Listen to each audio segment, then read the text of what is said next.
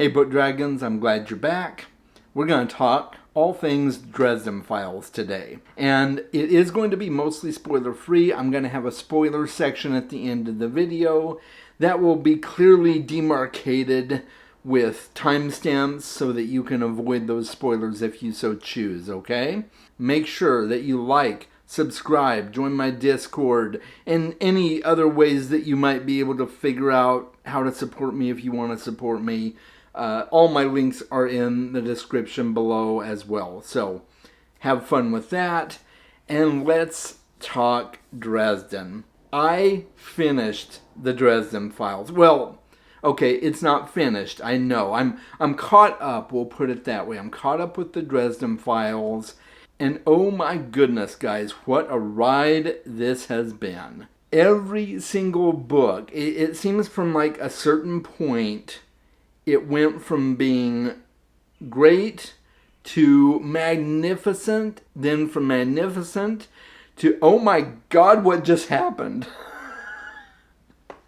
And in a good way, it's one of those series that keeps building and building, and the climaxes of each book just get more out of this world, and I couldn't be more thrilled. So I just finished the final two books of the Dresden Files, Peace Talks and Battleground, which is technically one story. The publisher just had him split it up into two. And wow, I was just absolutely blown away, especially Battleground. It is almost completely one long battle scene, and it is just excellently done, well executed. There is a novella set after Battlegrounds. I also read that. It's called The Law.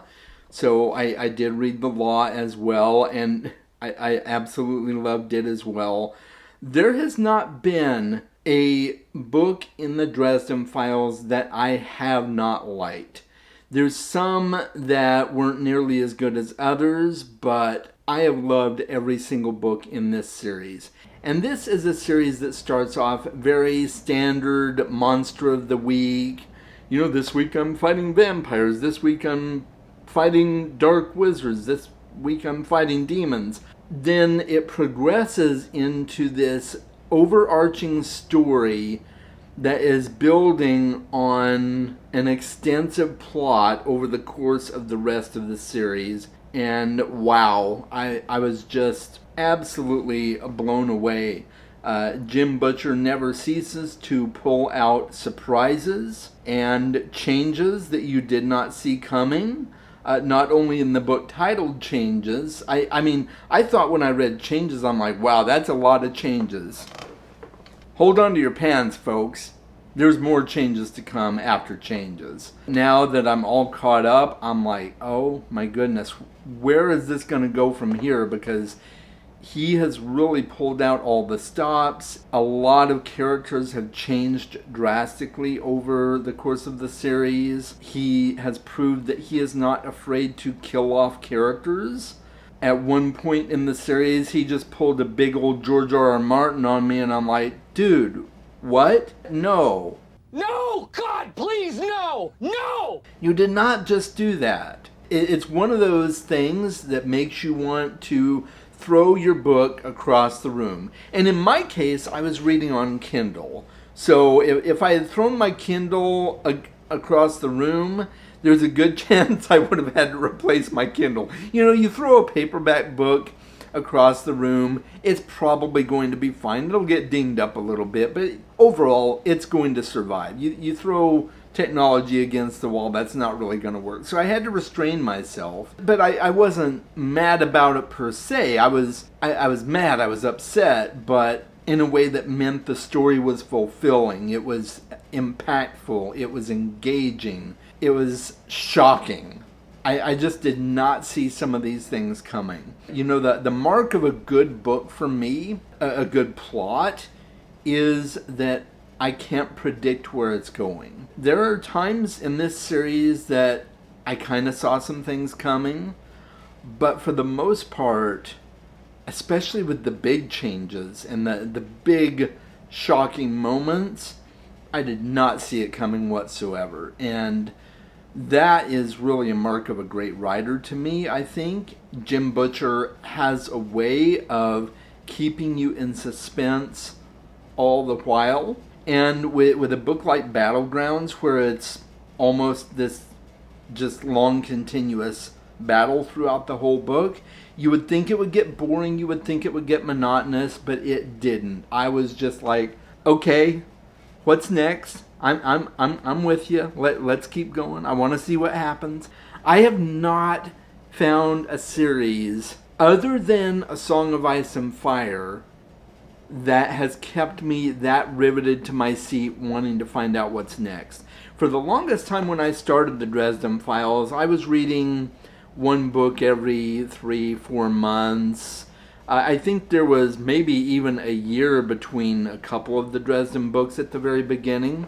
But I got to a point last year where I'm like, okay, I am reading one a month at the very least, because I just can't put this series down. And last month I started reading 2 books a month. So I read 2 books last month and then 2 books this month plus the novella. And I've also, at this point, read all of the micro fiction on Jim Butcher's website that corresponds with the series, and so I'm all caught up to date on those.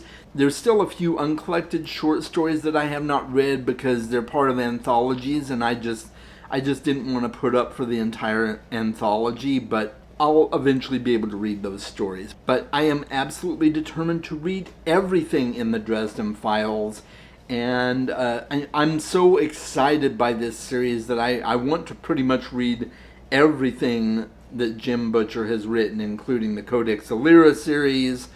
I read the first book in the Cinder Spires series, so I'm just like, okay, Jim, keep giving me more. I like your style. I like your characters. I mean, that for me is what really drives this series. I absolutely love the character of Harry Dresden. There's other great characters in the series as well, but Harry is my favorite character, and I think he should be, right, because he's the main character of the series. He just has an incredible character arc. Over the course of this series, he grows and matures so much, from being this young wizard who has a roving eye for the ladies, and he's kind of, sexually charged. He's got a very healthy libido. And that doesn't completely go away over the course of the series, but it gets less and less because he becomes focused on so many other things that are more important. He restructures his priorities. He starts to realize that it's important to protect the people he cares about and not focus so much on temporal things and things that fade away. He's getting older and his life is more chaotic, and there's always people that are looking to kill him and take control of him and wanting to hurt the people that Harry loves, and he becomes this powerful driving force of sorcery and magic that is super idealistic and is determined that the things that these people and creatures are wanting to do to the people of Chicago, he is absolutely determined, not on my watch. This is not going to happen as long as I am alive and I'm here and I can take a stand against it. And if I'm the only one that takes a stand against it, so be it. I'm going to put my life on the line and I'm going to get hurt or whatever it takes to make sure that people are protected.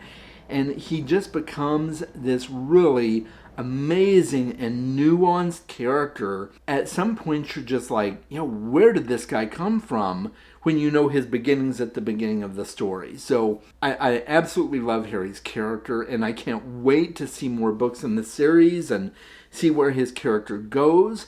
There are other great characters in the series that I want to see where they go as well, like Michael Carpenter and Molly Carpenter and Waldo Butters, and I've even developed a fondness for the Queens of Winter and Summer, Queen Mab and Queen Titania, just all the different creatures and cohorts of fairy, and even the ones that have not so nice plans for Harry, I end up just being fascinated with them and fond of their characters. The way their characters are written to tie in with Harry's development is just absolutely brilliantly done.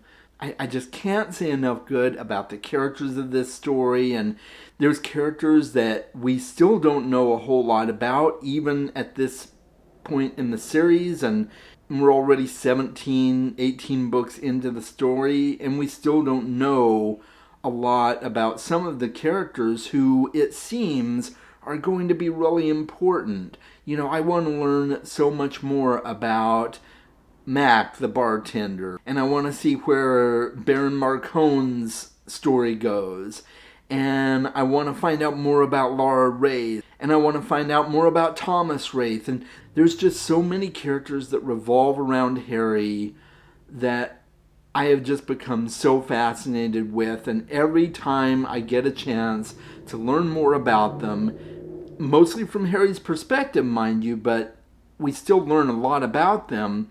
Every chance I get to learn about them, I'm just constantly eating it up. I've been gushing and gushing about the series. I know I'm doing all this to say that you need to read the Dresden Files. It gets flack for some of the creepy vibes that Harry puts off early on in the series, and I get it, but you just have to stick it out because it evolves so far beyond that, and I just can't say enough good about it.